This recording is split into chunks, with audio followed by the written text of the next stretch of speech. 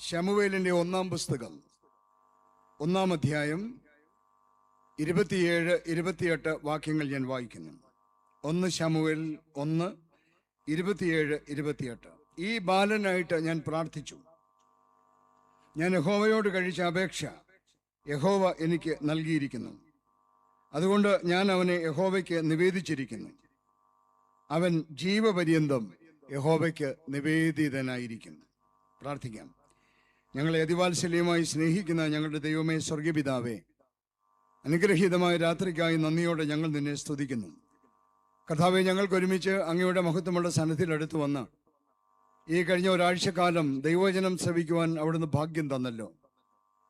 മഹായിടവകയ്ക്കായി നന്ദിയോടെ സ്തോത്രം ചെയ്യുന്നു. അഭിമന്യ തിരുമേനിക്കായി സ്തോത്രം ചെയ്യുന്നു. ഭരണാധികാരികളെ എല്ലാവരെയും ഓർക്കുന്നു. സന്നിഹിതരായിരിക്കുന്ന ദൈവജനത്തിന് വേണ്ടി നന്ദി പറയുന്നു. ഇന്നത്തെ ദിവസം രാവിലെ മുതൽ നിന്റെ കൃപ ഞങ്ങളോട് കൂടെ ഇരുന്നല്ലോ. ഇന്നത്തെ സമാപന രാത്രിയിൽ ദൈവത്തിന്റെ സാന്നിധ്യം ഞങ്ങളോട് കൂടെ ഇരിക്കണമേ. വചന ശുശ്രൂഷയ്ക്കായിട്ട് അടിയങ്ങൾ ഒരുങ്ങുകയാണ്. ബലഹീനനെ അടിയനോട് കൂടെ ഇരുന്ന് ബലപ്പെടുത്തണമേ. കേൾക്കുന്ന നിന്റെ മക്കളുടെ ഹൃദയങ്ങളോട് അവിടുന്ന് പ്രവർത്തിക്കണമേ.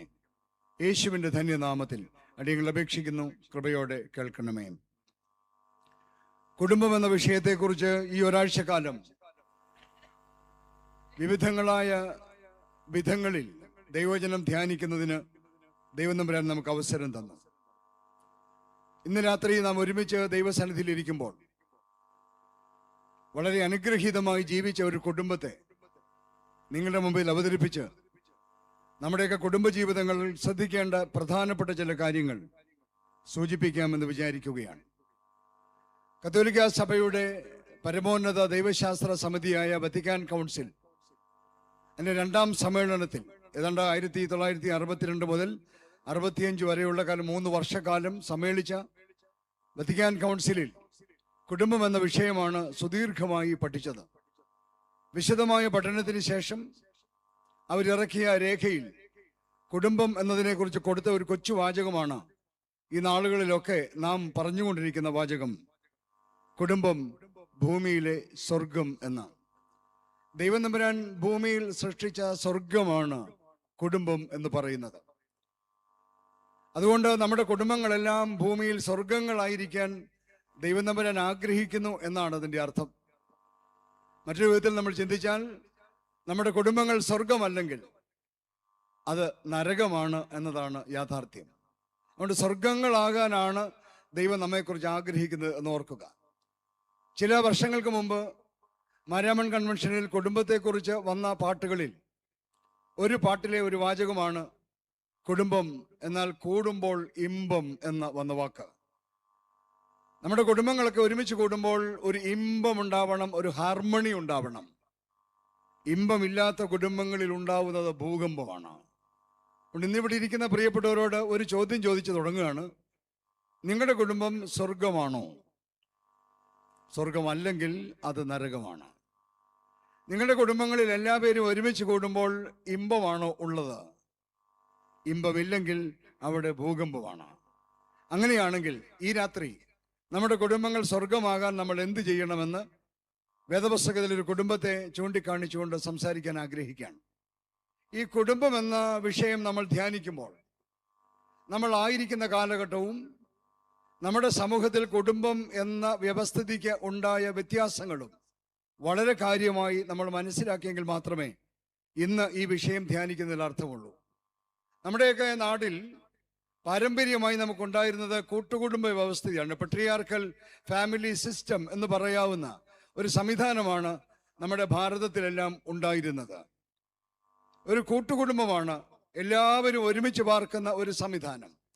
എന്നാൽ ചില പ്രത്യേക സാഹചര്യങ്ങൾ കാരണം നമ്മുടെ കൂട്ടുകുടുംബങ്ങൾക്ക് കാര്യമായ വ്യത്യാസങ്ങളുണ്ടായി. അതിലേറ്റവും പ്രധാനപ്പെട്ട കാര്യമാണ് ഇൻഡസ്ട്രിയലൈസേഷൻ എന്ന പ്രതിഭാസം, വ്യവസായവൽക്കരണം എന്ന സത്യം. രണ്ടാമത്തെ പ്രതിഭാസമാണ് അർബനൈസേഷൻ, പട്ടണവൽക്കരണം. വ്യവസായവൽക്കരണവും പട്ടണവൽക്കരണവും നമ്മുടെ കുടുംബ സംവിധാനങ്ങളിൽ കാര്യമായ മാറ്റങ്ങൾ ഉണ്ടാക്കി. പരമ്പരാഗത കുടുംബത്തിലൊരു കാർന്നവരും അതിന് ബാക്കിയുള്ള താളുകളും മക്കളും മരുമക്കളും അമ്മാവന്മാരും അനന്തരവന്മാരും എല്ലാം ചേർന്ന കുടുംബങ്ങളായിരുന്നു. എന്നാൽ ഈ വ്യവസായവൽക്കരണവും പട്ടണവൽക്കരണവും നമ്മുടെ കുടുംബ സംവിധാനത്തിന് കാര്യമായൊരു വ്യത്യാസം ഉണ്ടാക്കി.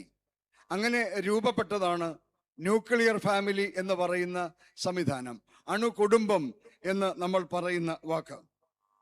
ഈ അണുകുടുംബം എന്ന വ്യവസ്ഥിതിയെ വിശേഷിപ്പിക്കാനായി കുറേ ആളുകൾ ശ്രമിച്ചിട്ടുണ്ട്, ഒരുപാട് വായിക്കുകയും ചെയ്തിട്ടുണ്ട്. എന്നാൽ എനിക്ക് ഏറ്റവും ഹൃദയസ്ഥമായി തോന്നിയത്, അല്ലെങ്കിൽ ഹൃദ്യമായി തോന്നിയത്, സുകുമാർ എന്ന ഒരു ഹാസ്യ സാഹിത്യകാരനുണ്ടായിരുന്നു തിരുവനന്തപുരത്ത്. അദ്ദേഹം പറഞ്ഞ ഒരു കൊച്ചു വാചകമാണ്. ഈ കൂട്ടുകുടുംബ വ്യവസ്ഥയിൽ നിന്ന് അണുകുടുംബത്തിലേക്ക് മാറ്റമുണ്ടായപ്പോൾ ഈ അണുകുടുംബങ്ങൾ എന്ന് പറയുന്ന സംവിധാനത്തിനുണ്ടായ വ്യത്യാസം എന്ന് പറയുന്നത് ഇതാണ്. അദ്ദേഹം അത് അതിമനോഹരമായി ഇങ്ങനെയാണ് പറയുന്നത്: ഒരു ഡാഡി, ഒരു മമ്മി, ഒരു കുട്ടി, ഒരു പട്ടി, ഒരു പെട്ടി, ഒരു വണ്ടി. ഇതാണ് അണുകുടുംബം അഥവാ ന്യൂക്ലിയർ ഫാമിലി. ഇതിനേക്കാൾ മനോഹരമായി ആ കുടുംബ സംവിധാനത്തെ ഡിഫൈൻ ചെയ്ത് ഞാൻ കേട്ടിട്ടില്ല, കണ്ടിട്ടില്ല. ഇതിനേക്കാൾ അർത്ഥവത്തായും ഒന്നും എനിക്ക് മനസ്സിലായിട്ടില്ല. എത്രയോ വാസ്തവമാണ്. ഒരു ഡാഡി, ഒരു മമ്മി, ഒരു കുട്ടി, ഒരു പട്ടി, ഒരു പെട്ടി, ഒരു വണ്ടി. ഇതാണ് അണുകുടുംബം. അവിടെ അമ്മാച്ചനില്ല, അനന്തരവനില്ല, അങ്ങനെ ഒരുപാട് ബന്ധങ്ങൾ നമുക്കുണ്ടായിരുന്നതൊക്കെ നഷ്ടപ്പെട്ടു പോയി. ഞാൻ എൻ്റെ ഈ ശുശ്രൂഷ കാലത്തിൽ കുറേ കാലങ്ങൾ വടക്കേ ഇന്ത്യയിലൊക്കെയാണ് ശുശ്രൂഷ ചെയ്തത്. അതുകൊണ്ട് അന്ന് ആളുകളോടൊക്കെ ഞാൻ പറയുന്നൊരു കാര്യമുണ്ട്. നമ്മുടെ വടക്കേ ഇന്ത്യയിലൊക്കെ പോയ അണുകുടുംബങ്ങൾ താർത്ത പിള്ളേരെല്ലാം നാട്ടിൽ കാണുന്നവരെ മുഴുവൻ കയറി അങ്കിൾ എന്ന് വിളിക്കാൻ തുടങ്ങി. കാരണം അവൻ്റെ ഒറിജിനൽ അങ്കിളാണെന്ന് ആരാണെന്ന് പോലും അവൻ അറിയാൻ വയ്യാത്ത ഒരു സാഹചര്യത്തിലാണ് നമ്മുടെ അണുകുടുംബങ്ങൾ ജീവിച്ചു വന്നത്. രണ്ടാമത്, സാമ്പത്തികമായി നമ്മുടെ നാട്ടിലുണ്ടായ ഒരു വലിയ വ്യത്യാസം നമ്മുടെ കുടുംബ സംവിധാനങ്ങൾക്ക് മാറ്റമുണ്ടാക്കി. നമ്മുടെയൊക്കെ പഴയ വീടുകൾ, ഒരു 50 വർഷത്തിന് മുമ്പുള്ള വീടുകൾ ഒന്ന് എടുത്തു നോക്കുക. നമ്മുടെ എല്ലാം വീടുകൾ കണ്ടാൽ ഏകദേശം ഒരുപോലെ ഇരിക്കുമായിരുന്നു. വിശാലമായ ഒരു പറമ്പിൻ്റെ നടുവിൽ ഏകദേശം ഒരുപോലെ ഇരിക്കുന്ന വീടുകളായിരുന്നു നമ്മുടേതെല്ലാം. പ്രത്യേകിച്ച് ഞങ്ങളുടെ നാട്ടിലെ വീടുകളെല്ലാം കണ്ടാൽ ഒരുപോലെ ഇരിക്കുമായിരുന്നു. ഈ വീടിൻ്റെ എല്ലാം മുൻപിൽ വിശാലമായി തുറന്നു കിടന്ന ഒരു സ്ഥലം ഉണ്ടായിരുന്നു. അതിന് ഞങ്ങളുടെയൊക്കെ നാട്ടിൽ ഗ്രാമത്തിൽ തിണ്ണ എന്നൊക്കെയാണ് പറഞ്ഞുകൊണ്ടിരുന്നത്. പക്ഷെ ആധുനിക കാലത്ത് നമ്മൾ ആ വാക്കൊക്കെ കഴിഞ്ഞ് വരാന്ത എന്നൊക്കെയാണ് പറയുന്നത്. പക്ഷെ സാധനം അത് തന്നെയാണ്. തുറന്നു കിടക്കുന്ന ഒരു വാതിൽ, വിശാലമായ ഒരു വാതിൽ. അന്ന് നമ്മുടെ പിതാക്കന്മാർ ഈ വീട് പണിതപ്പോൾ തന്നെ ഇങ്ങനെ വിശാലമായ വാതിൽ മുമ്പിൽ തുറന്നിട്ടത് കൊണ്ട് ആളുകളോട് എല്ലാവരും പറഞ്ഞത് നിങ്ങൾക്ക് എല്ലാവർക്കും സ്വാഗതം എന്നാണ്. വാതിൽ എന്ന വാക്കിൻ്റെ അർത്ഥം വാ ഇതിലെ എന്നാണ്. അതുകൊണ്ട് നമ്മുടെ വീടുകളൊക്കെ പണിത് വിശാലമായ വാതിലുണ്ടാക്കി ഇട്ടപ്പോൾ തന്നെ നമ്മൾ നാട്ടുകാരോട് പറഞ്ഞു യു ആർ വെൽക്കം, എല്ലാവർക്കും അവിടെ സ്വാഗതം ഉണ്ടായിരുന്നു. അതുകൊണ്ട് ഞങ്ങളുടെ നാട്ടിലൊരു പ്രത്യേകതയുണ്ട്. രാവിലെ അപ്പച്ചന്മാരെല്ലാം കൂടെ ഈ വരാന്തയിൽ കൂടും, നാട്ടിൽ നടക്കേണ്ടുന്ന കാര്യങ്ങളെല്ലാം ആലോചിക്കും. അപ്പുറത്തെ വീട്ടിലെ പെൺകുട്ടിയുടെ വിവാഹം, വീട് മെയ്യുന്നത്, കിണറ് വെട്ടുന്നത് തുടങ്ങി നാട്ടിലെ സകല കാര്യങ്ങളും രാവിലെ അപ്പന്മാർ ഈ വരാന്തയിൽ കൂടിയിരുന്ന് ആലോചിക്കും. അപ്പോൾ അമ്മമാരൊക്കെ കട്ടൻ കാപ്പിയൊക്കെ ഇട്ട് കൊടുക്കും. അവർ നാട്ടിലെ സകല കാര്യങ്ങളും ആലോചിക്കും. ഉച്ച കഴിയുമ്പോൾ അമ്മച്ചിമാരെല്ലാം കൂടി ഈ വരാന്തയിൽ കൂടും, ഇതേ വരാന്തയിൽ കൂടും. പ്രത്യേകിച്ച് ജോലിയൊന്നും ഇല്ലാത്ത ഉച്ച കഴിഞ്ഞ സമയത്ത് അമ്മച്ചിമാരെല്ലാം കൂടെ കൂടിയിരുന്ന് നുണ പറയും ഈ വരാന്തയിൽ. 4 മണിയാകുമ്പോൾ ഇതേ വരാന്തയിൽ സ്കൂളിൽ പോയ കുഞ്ഞുങ്ങളെല്ലാവരും കൂടെ വന്നുകൂടും. ഈ കുഞ്ഞുങ്ങളെല്ലാം ഇതേ വരാന്തയിലിരുന്ന് അത്തള പിത്തള കളിക്കുന്ന ഒരു കാലം ഉണ്ടായിരുന്നു മുമ്പ്. നമ്മുടെ എല്ലാം വീട് തുറന്നു കിടന്ന വാതിലായിരുന്നു. നാട്ടുകാരോട് മുഴുവൻ പറഞ്ഞു നിങ്ങൾക്കെല്ലാവർക്കും സ്വാഗതമെന്ന്. പ്രായഭേദമന്യേ എല്ലാവരും ഈ വരാന്തയിൽ കൂടിയിരുന്ന് കൂട്ടായ്മ അനുഭവിച്ചു, സന്തോഷിച്ചു, കളിച്ചു, ചിരിച്ചു. പക്ഷേ കുറേ കഴിഞ്ഞപ്പോൾ ഞാൻ മുമ്പേ പറഞ്ഞ ഇൻഡസ്ട്രിയലൈസേഷൻ കാരണം നമ്മുടെ ആളുകളൊക്കെ നാട്ടിൽ നിന്ന് പുറത്തു പോയി ജോലി ചെയ്ത് കുറേ സാമ്പത്തികമൊക്കെ ആയപ്പോൾ നമ്മുടെ മലയാളികൾ ചെയ്ത ആദ്യത്തെ പണി നമ്മുടെ വീടിന് ചുറ്റും മതിൽ പണിതു എന്നുള്ളതാണ്. 4 പൈസ കൈ കിട്ടിയപ്പോൾ നമ്മൾ ആദ്യം ചെയ്തത് മതിൽ പണിത് അയൽപക്കങ്ങളെ തമ്മിൽ വേർതിരിച്ചു. മതിൽ എന്ന വാക്കിൻ്റെ അർത്ഥം മതി ഇതിലെ എന്നാണ്. വാതിൽ എന്ന വാക്കിൻ്റെ അർത്ഥം വാ ഇതിലെ എന്ന് പറഞ്ഞുകൊണ്ടിരുന്ന ആളുകൾ 4 പണം കൈ വന്നപ്പോൾ മതിൽ പണിച്ച് നാട്ടുകാരോട് പറഞ്ഞു മതി ഇതിലെ, ഇനി ആരും ഇങ്ങോട്ട് വലിഞ്ഞു കയറി വരണ്ട എന്ന് പറഞ്ഞു. അത് കഴിഞ്ഞപ്പോൾ അവിടെ പോയ ആളുകളോട് ദൈവം തമ്പുരാന് കരുണ തോന്നിച്ച് അവരെ വിദേശ രാജ്യങ്ങളിലേക്ക് അയച്ചു. ഗൾഫ് കൺട്രീസിലും അമേരിക്കയിലും ഒക്കെ പോയി ജോലി നേടി. കുറേ കൂടെ പണം ഉണ്ടായപ്പോൾ നമ്മളെല്ലാം വീടിനൊരു വ്യത്യാസം ഉണ്ടാക്കി. നമ്മുടെ എല്ലാം വീടിൻ്റെ മുമ്പിൽ സിറ്റ് ഔട്ട് എന്ന് പറഞ്ഞ ഒരു സംഗതി ഉണ്ടാക്കി. ആ സിറ്റ് ഔട്ട് എന്ന വാക്കിൻ്റെ അർത്ഥം തന്നെ സിറ്റ് ഔട്ട് എന്നാണ്. ആരെങ്കിലും ഈ മതിലും പൊളിച്ച് അകത്ത് കയറി വന്നാലും ഒരുത്തനും അകത്തേക്ക് കയറി പോകരുത് എന്നാണ് ആ വീട് പണിതിൻ്റെ അർത്ഥം. You are supposed to sit outside, വെളിയിൽ ഇരുന്നോണം എന്ന് പറഞ്ഞു. അങ്ങനെ അവിടെ സിറ്റ് ഔട്ടിൽ ആളുകൾ ഇരിക്കാൻ തുടങ്ങി, അകത്തേക്ക് ആളുകൾ വരാതായി. അത് കഴിഞ്ഞപ്പോൾ അവിടെ പോയ നമ്മുടെ ആളുകൾക്ക് സന്തതികളുണ്ടായി. അവർക്ക് നമ്മുടെ മാതൃഭാഷ അറിയില്ല, അവർ മറ്റ് ഭാഷകളൊക്കെ പഠിച്ചു. വല്ലപ്പോഴും ഒക്കെ നാട്ടിൽ വരും, 2 വർഷമോ 3 വർഷമോ കൂടിയിരിക്കുമ്പോൾ നാട്ടിൽ വരും. നാട്ടിലുള്ള വല്യപ്പനെയും വല്യമ്മയെ കാണുമ്പോൾ അമേരിക്കയിൽ നിന്നൊക്കെ വന്ന പിള്ളേർ യു അഗ്ലി ഫെലോസ് ഗ്രാൻഡ് പാ എന്നൊക്കെ വിളിച്ചപ്പോൾ അടിപൊളിയാണെന്ന് ഞാൻ അപ്പച്ചൻ കൈയടിച്ചു. ഈ അപ്പച്ചനോടൊക്കെ ഈ പിള്ളേർ പറഞ്ഞു ഗെറ്റ് ഔട്ട് എന്ന് പറഞ്ഞു. അങ്ങനെ അഗതി മന്ദിരത്തിൽ കൊണ്ടിട്ടു. വാ ഇതിലെ എന്ന് പറഞ്ഞ വാതിലടച്ച്, മതി ഇതിലെ എന്ന് പറഞ്ഞ് മതിൽ കെട്ടി, സിറ്റ് ഔട്ട് എന്ന് പറഞ്ഞ് നമ്മളോട് നമ്മുടെ അടുത്ത തലമുറ പറഞ്ഞു ഗെറ്റ് ഔട്ട് എന്ന് പറഞ്ഞു. അതുകൊണ്ടാണ് നമ്മുടെ നാട്ടിൽ ഒരുപാട് വൃദ്ധജന സങ്കേതങ്ങളും പ്രസ്ഥാനങ്ങളും ഉണ്ടായത്.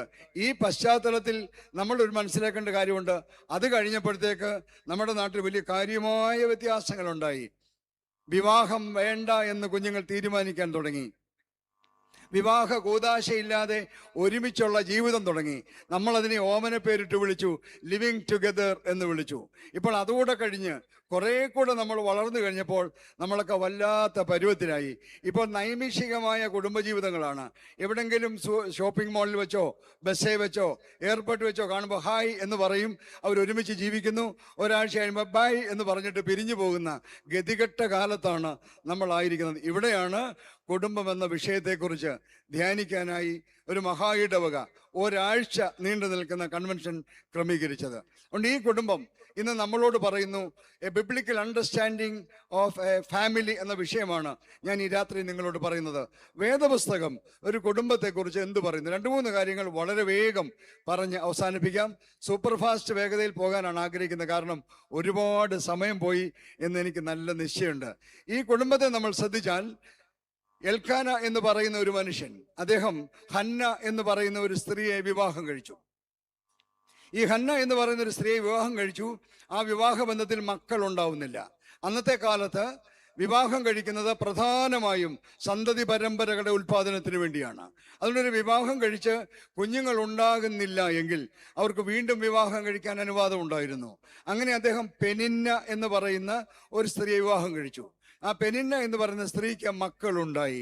ആ വീട്ടിൽ പ്രശ്നങ്ങൾ ആരംഭിക്കുകയാണ്. പ്രിയപ്പെട്ടവരെ, ഈ രാത്രി ഞാൻ നിങ്ങളോട് കുടുംബത്തെക്കുറിച്ച് 2-3 കാര്യങ്ങൾ പറയാമെന്ന് പറഞ്ഞല്ലോ. അതിൽ ആദ്യത്തെ കാര്യം, family is A workshop of relationships. ബന്ധങ്ങളുടെ പണിശാലയാണ് കുടുംബം എന്ന് പറയുന്നത്. ഈ വർക്ക്ഷോപ്പ് എന്ന വാക്ക്, പണിശാല എന്ന വാക്ക് ഞാൻ വളരെ ബോധപൂർവമാണ് ഉപയോഗിക്കുന്നത്. വർക്ക്ഷോപ്പ് എന്ന് പറയുന്നത് എന്തിനാണ് ഉപയോഗിക്കുന്നത് നമുക്ക് എല്ലാവർക്കും അറിയാം.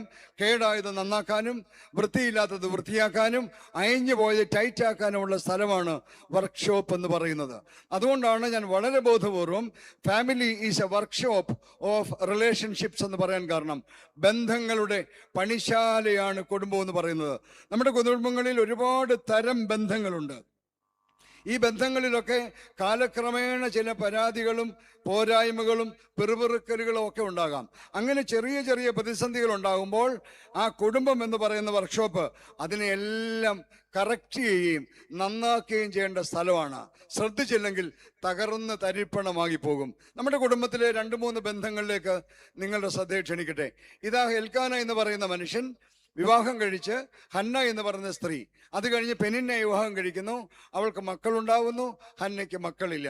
നമ്മളവിടെ വായിക്കുമ്പോൾ നമ്മൾ കാണുന്നത് ഇങ്ങനെയാണ്, 6-7 വാക്യങ്ങൾ. യഹോവ അവളുടെ ഗർഭം അടച്ചിരുന്നതിനാൽ അവളുടെ പ്രതിയോഗി അവളെ വ്യസനിപ്പിക്കാൻ തക്കവണ്ണം വളരെ മുഷിപ്പിച്ചു എന്നാണ് അവിടെ എഴുതിയിരിക്കുന്നത്. അവിടെ ഉപയോഗിച്ചിരിക്കുന്ന വാക്ക്, പെനിന്നയെ സൂചിപ്പിക്കാൻ വേദപുസ്തക എഴുത്തുകാരൻ ഉപയോഗിച്ചിരിക്കുന്ന വാക്ക് പ്രതിയോഗി എന്നാണ്. ഹെർ റൈവൽ എന്നാണ് അവിടെ ഉപയോഗിച്ചിരിക്കുന്നത്. ഒരു ഭർത്താവിൻ്റെ 2 ഭാര്യമാർ തമ്മിലുള്ള ബന്ധത്തെക്കുറിച്ചാണ് അവിടെ വേദപുസ്തക എഴുത്തുകാരൻ സൂചിപ്പിച്ചിരിക്കുന്നത്. ഹെർ റൈവൽ, അവളുടെ പ്രതിയോഗി, അവളെ വ്യസനിപ്പിക്കാൻ തക്കവണ്ണം വളരെ മുഷിപ്പിച്ചു. ഇപ്പോൾ ഈ പന്തലിൻ കീഴിൽ തടിച്ചുകൂടിയിരിക്കുന്ന ആളുകൾ എന്നോട് ചോദിച്ചേക്കാം, ഞങ്ങളുടെ വീട്ടിൽ 2 ഭാര്യമാരില്ലല്ലോ.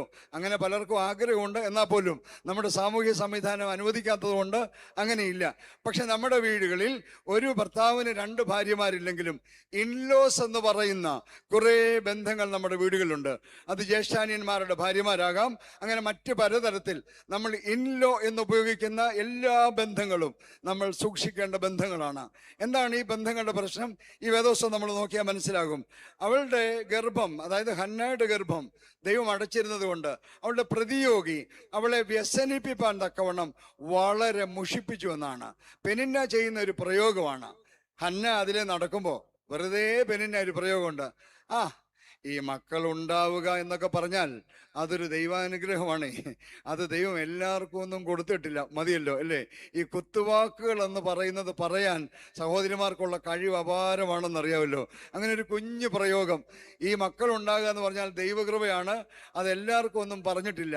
മക്കളില്ലാതിരിക്കുന്ന ഹന്നയ്ക്കുണ്ടാകുന്ന വിഷമം നമുക്ക് മനസ്സിലാകുന്നതാണല്ലോ. അതുകൊണ്ട് എന്ത് പറ്റി? അടുത്ത വാചകം അതിനേക്കാൾ ഭയങ്കരമാണ്. അവൾ യഹോവയുടെ ആലയത്തിലേക്ക് പോകുന്ന സമയത്തൊക്കെയും ആണ്ടുതോറും അവൾ അങ്ങനെ ചെയ്തു വന്നു എന്നാണ്.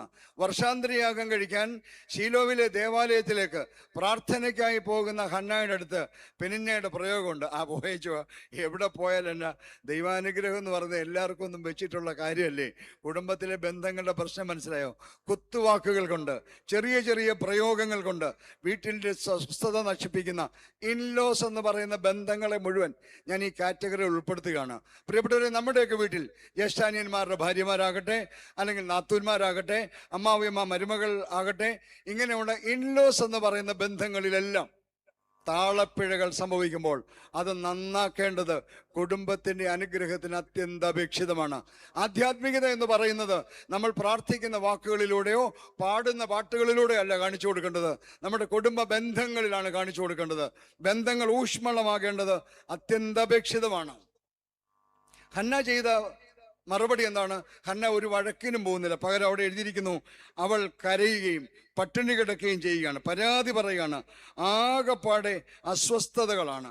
കുറെ കാലം മുമ്പ് വരെ നമ്മുടെ പ്രധാന പ്രശ്നം, നമ്മുടെ നാട്ടിലെ എല്ലാം പ്രശ്നം അമ്മാവിയമ്മ മരുമകൾ പ്രശ്നമൊക്കെ ആയിരുന്നല്ലോ. ഇങ്ങനെ ഒരുപാട് ബന്ധങ്ങൾ ഞാൻ പറഞ്ഞല്ലോ. എനിക്ക് കുറേ കാര്യങ്ങൾ പറയണമെന്നുണ്ടായിരുന്നു, പക്ഷേ ഇപ്പോൾ അതിന് സമയമില്ല. നമ്മുടെയൊക്കെ വീടുകളിൽ നമ്മൾ ഒരുമിച്ച് വളർന്ന സഹോദരങ്ങൾ, ഒരേ കുടുംബത്തിൽ ഒരേ പാത്രത്തിൽ നിന്ന് ഭക്ഷണം കഴിച്ച് ഒരേ വീട്ടിൽ ജീവിച്ച സഹോദരന്മാരൊക്കെ തമ്മിൽ ഇപ്പം പല കുടുംബങ്ങളിലെയും സഹോദരന്മാരെ ശ്രദ്ധിച്ചാൽ അവർ നിൽക്കുന്നത് തന്നെ ഇന്ത്യയും പാകിസ്ഥാനും പോലെയാണ്. കാരണം ബന്ധങ്ങളിലുണ്ടായ പ്രശ്നങ്ങളാണ്. ആധ്യാത്മികത കുറവല്ലോ ഉണ്ടോ? ഒരു കുറവില്ല. മിഷൻ ബോർഡിന് കുറവുണ്ടോ? ഒരു കുറവില്ല. കേരളം വിട്ട് അന്യ സംസ്ഥാനങ്ങളിലെല്ലാം പോയി യേശുവിൻ്റെ സ്നേഹം പ്രഘോഷിച്ചുകൊണ്ടേ ഇരിക്കുകയാണ്. ഞാൻ ആവേശഭരിതനായിട്ടാണ് മിഷൻ ബോർഡിൻ്റെ വാർത്തകളൊക്കെ കേട്ടുകൊണ്ടിരുന്നത്. പക്ഷേ നമ്മുടെ വീട്ടിലൊരു മിഷനുണ്ട് എന്ന കാര്യം നമ്മൾ മറക്കരുത്. നമ്മുടെ കുടുംബങ്ങളിലെ ബന്ധങ്ങൾ മുഴുവൻ നാമാവശേഷമായി കിടക്കുമ്പോൾ എന്ത് ദൈവത്തെ സ്നേഹത്തെക്കുറിച്ചാണ് നമുക്ക് ലോകരോട് പറയാനുള്ളത്? പ്രിയപ്പെട്ടവരെ, നമ്മുടെ കുടുംബങ്ങൾ ബന്ധങ്ങളുടെ പറുദീസയാക്കണം. ബന്ധങ്ങളെ നശിപ്പിക്കുന്ന, നാശോന്മുഖമാക്കുന്ന നരകങ്ങളാക്കി നമ്മുടെ കുടുംബങ്ങളെ മാറ്റിയിട്ട് എന്ത് ദൈവസ്നേഹത്തെക്കുറിച്ച് ആരോട് പറയാനാണ്? നമ്മുടെ ഒന്നാമത്തെ മിഷൻ ഫീൽഡ് നമ്മുടെ കുടുംബങ്ങളാണ്, മറക്കരുത്.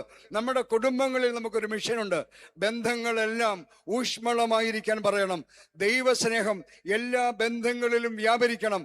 ദൈവസ്നേഹമില്ലാത്ത ബന്ധങ്ങൾ കൊണ്ട് ഏത് ലോകത്തെ നന്നാക്കാനാണ്, ഏത് ലോകത്തോട് ദൈവത്തിൻ്റെ സ്നേഹം പറയാനാണ് നാം ഒരുങ്ങിയിരിക്കുന്നതെന്ന് ആത്മാർത്ഥമായിട്ട് ആലോചിക്കുകയും പ്രാർത്ഥിക്കുകയും വേണമെന്നാണ് എൻ്റെ വിചാരം.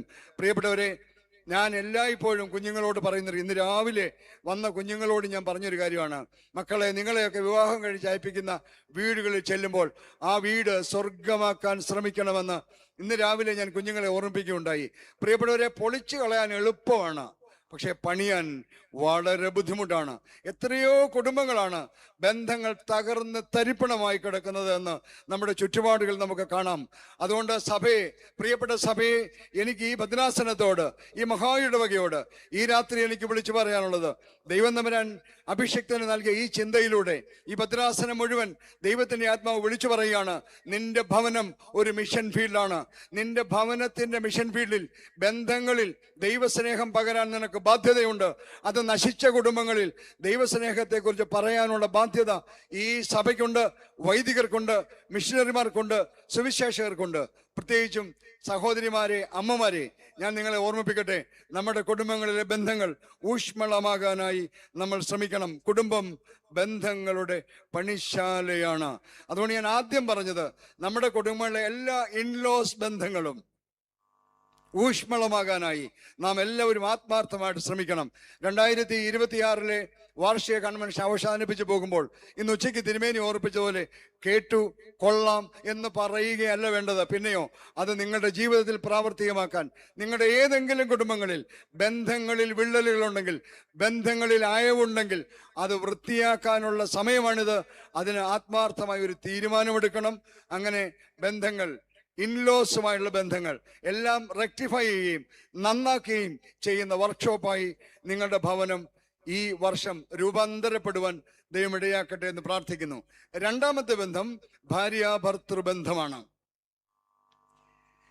അവിടെ 8-ാമത്തെ വാക്യത്തിൽ ഈ കരഞ്ഞ് നിലവിളിച്ച് നടക്കുന്ന ഹന്നായെ കാണുമ്പോൾ സങ്കടം തോന്നിയ അവളുടെ ഭർത്താവായ എൽക്കാന അവളോട് പറയുന്ന ഒരു വാചകമുണ്ട്. അവളുടെ ഭർത്താവായ എൽക്കാന അവളോട്, ഹന്നേ, നീ എന്തിന് കരയുന്നു? എന്തിന് പട്ടിണി കിടക്കുന്നു? നീ വ്യസനിക്കുന്നത് എന്ത്? അടുത്ത വാചകം ശ്രദ്ധിച്ചു കേൾക്കണം. ഞാൻ നിനക്ക് 10 പുത്രന്മാരെക്കാൾ നന്നല്ലയോ? Am I not better than 10 sons to you? ഒരു ഭർത്താവ് ഭാര്യയോട് പറയുന്ന അതിമനോഹരമായ ഒരു വാക്കാണ്, നിനക്ക് ഞാൻ 10 മക്കളെക്കാൾ നന്നല്ലയോ? 10 പുത്രന്മാരെക്കാൾ ഞാൻ നിനക്ക് നല്ലവനല്ലയോ? ഇന്ന് ഈ പന്തലിനുള്ളിൽ തടിച്ചുകൂടിയിരിക്കുന്ന ഭർത്താവ് എന്ന പൊസിഷനിലുള്ള എല്ലാ മനുഷ്യനോടും ഈ രാത്രി ഞാൻ വിളിച്ചു പറയട്ടെ, നിങ്ങളുടെ ഭാര്യയോട് മനസ്സ് തുറന്ന് ഹൃദയത്തെ കൈവച്ചുകൊണ്ട് പറയാമോ, ഞാൻ നിനക്ക് നല്ലവനല്ലേ എന്ന്? കുടുംബജീവിതം അനുഗ്രഹമാകുന്നത് ഭാര്യാഭർത്തൃബന്ധം പരസ്പരം നല്ലവരായി ജീവിക്കുമ്പോഴാണ്. നിനക്ക് ഞാൻ നല്ലവനല്ലേ എന്ന് ചോദിക്കാൻ തൻ്റെ ഇടമില്ലാത്ത ഭർത്താക്കന്മാര് കുടുംബജീവിതത്തെക്കുറിച്ച് പുനഃപരിശോധന ചെയ്യേണ്ടത് ആവശ്യമാണ്.